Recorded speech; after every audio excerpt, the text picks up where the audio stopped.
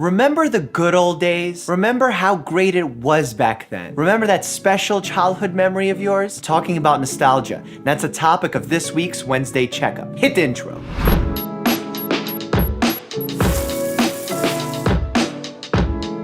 It may surprise you to know that in the 1600s, nostalgia was classified as a neurologic disorder that occurred mainly within soldiers who were spending many years abroad away from their home. Nostos is a word for homecoming and algos is a word for pain. When you combine those, you get nostalgia. Fast forwarding to the 19th and 20th centuries, nostalgia became now classified as a psychological disorder, where experts thought if their patients spent too much time thinking about the past, they weren't living in the present, and that was a disease. In 2018, we have realized that is not the case. Nostalgia can be a very positive emotion that is stabilizing to us during times of change and transition. As humans, we need nostalgia to constantly remind us of meaning in our lives. And those of us who never experience nostalgia are actually a little bit worse off than those who experience it on a regular basis. That warm, comforting feeling that you get when you reminisce about something that happened in the past, that's nostalgia. I get that warm feeling when I think about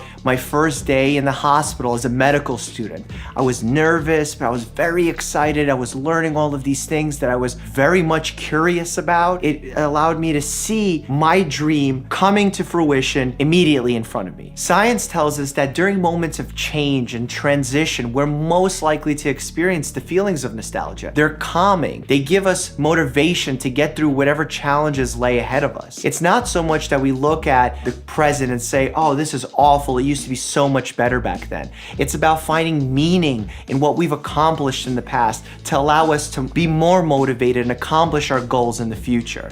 It's really a positive emotion and has sort of been ill-defined in the past. Interestingly, your senses are very well connected to that part of your brain. If you were to smell something that you've connected with a past memory, that could trigger feelings of nostalgia. You smell the cologne or perfume on somebody, and it brings you back to an experience that you had with a partner in your early years. Hearing a song brings you back to wherever you first heard that song. That's nostalgia in full effect, and I would say music is probably the most common trigger of that. The feelings of nostalgia are generally good, but there is a thin line there where it can become pathologic or a bad thing. Take, for instance, someone who has historical nostalgia, which is where they live in the present, but they hate everything about it and want it to be more like the past. They'll do anything to disconnect themselves from the present and try and make things like how they used to be. There's certain times where you can do that in a positive way, where you could take aspects of things that were great in the past and bring them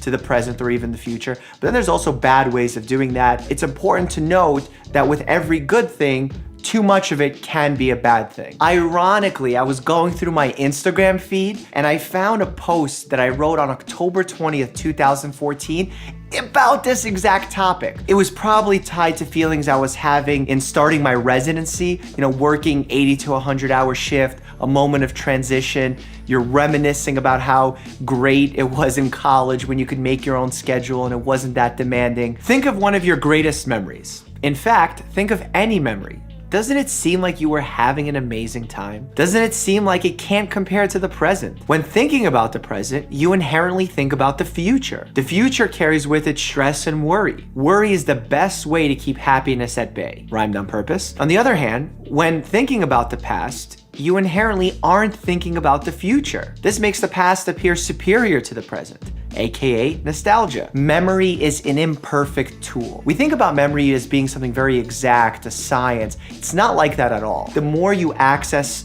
a memory and the further away that memory is, the more likely it is you're to change it and forget key details. Sometimes people refer to this as rosy retrospection. Essentially, what you're doing is exhibiting a form of cognitive bias. When you're thinking something was amazing, it might have been a stressful time if you were to dive into your head in that given moment. Your perception has changed. Your brain has left out some of these details for storage purposes. Now all of a sudden, that stressful moment can feel very positive and uplifting and even motivating in a time of change. You can actually see how this type of nostalgia or rosy retrospection can be a survival tool. Because if you want to foster well-being in a society in your own mind, it's best to not remember all those stressful details and instead bring that positive motivation forward. Essentially, what you're doing as a human is creating meaning for yourself in a world where it's very easy to get lost and even confused at times. I'm all about being nostalgic.